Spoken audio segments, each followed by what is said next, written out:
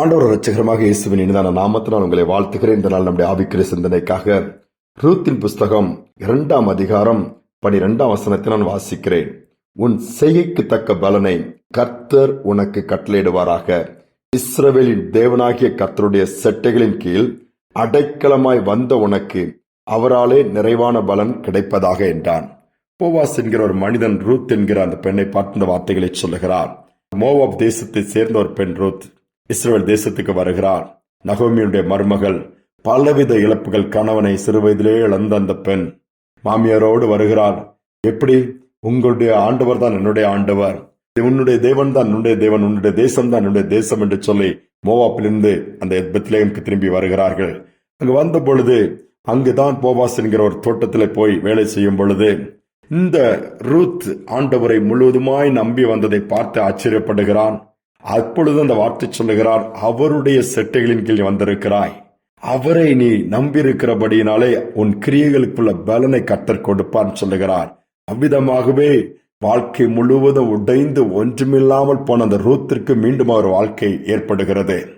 நகோமி சொன்னார்கள், உன் வாழ்க்கை நீ அவ்வளவுதான் என்றுதான் சொன்னார். மாமியார் சொன்னார்கள், இனி என்னால் உனக்கு உதவி செய்ய முடியாதானால் அதே நகோமி ஆச்சரியப்படத்தக்க விதத்திலே ரூத் என்கிற பெண்ணுக்கு மீண்டுமாய் கர்த்தர் வாழ்க்கை ஏற்படுத்தி கொடுக்கிறார்.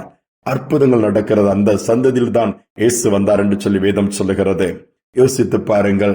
காரணம் ஒரே ஒரு காரணம்தான், செட்டைகளின் நிழலிலே கர்த்தர் தான் எனக்கு எல்லாம் என்று சொல்லி ஆண்டவர் பட்சமாய் ஆண்டவருடைய சமூகத்திற்குள்ளே அவரை உறுதியாய் பிடித்துக் கொண்டு வந்தபடினாலே சூழலை தலைகளாய் மாறிவிடுகிறது.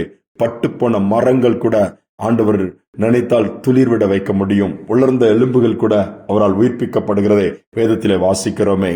இவ்வண்ணமாகவே கர்த்தர் இன்றும் செய்ய விரும்புகிறார்.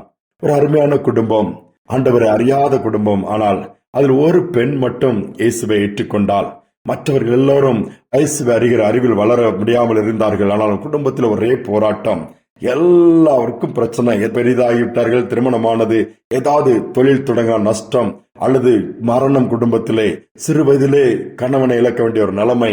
இப்படிப்பட்ட ஒரு காரியம் கடைசியிலே பார்க்கும் பொழுது அந்த குடும்பத்திற்கு விரோதமாய் யாரோ மந்திரவாதியை அணுகி செய்வனை பண்ணி பில்லி சூனியங்கள் வைத்து அழிக்கும்படியான காரியங்களை செய்து விட்டார்கள்.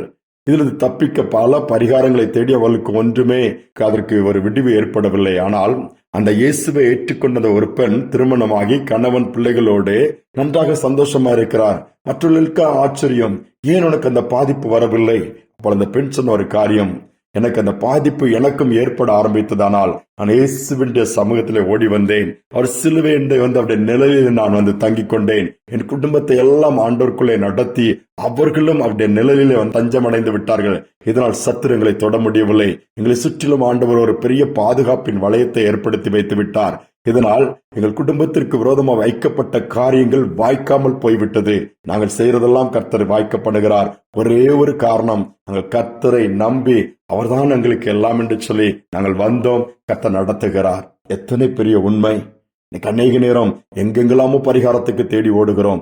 ஏன் ஆண்டவரிடம் வந்து நீங்க தான் எனக்கு பாதுகாப்பா, இந்த பிசாசின் கிரியிலிருந்து, பொல்லாத மந்திரவாத சக்தியிலிருந்து, இந்த பயத்தின் காரியத்திலிருந்து, என்னை வியாதியிலிருந்து விடுவீங்க, என்னை விலைக்கு காத்துக்கொள்ளுங்க என்று ஜபிக்கும் பொழுது கர்த்தர் தமது நிழலினாலே மூடி மறைத்துக் கொள்கிறார், காத்துக் கொள்கிறார். கிரியைகளுக்கு தக்க பலனை நமக்கு கொடுத்து ஆசீர்வதிக்கிறார். நம்பிக்கையோடு அவரை நோக்கி பார்ப்போமா? ஒருவேளை தூரமா போயிருந்தால் மீண்டும் ஆண்டுடைய சமூகத்திற்கு வருவோம். ஆண்டவரை தேடுவதை நிறுத்தியிருந்தால் கர்த்தரை நோக்கி மீண்டுமாய் கூப்பிடுவோம். நீங்க தான்ப்பா எங்களுக்கு சொன்னால் இழப்புகளை மாற்றுவாரு, எல்லா தீமைகளை நன்மையாக்குவாரு, கஷ்டங்கள் எல்லாம் நிறுத்தி ஆசீர்வாதத்தை உண்டாக பண்ணுவார். ஜெபிப்போம். அன்பின் தகப்பனே, அப்பா, சூழ்நிலைகளை மாற்றுகிறவர் நீர். அப்பா, விரோதமா இருக்கிற சத்துருவின் கிரிகளை நீர் அழிக்கிறவர். உனக்கு விரோதமாக உருவாக்கப்படுகிற எந்த ஆயுதமும் வாய்க்காதே போன்னு சொல்லியிருக்கிறீங்களப்பா.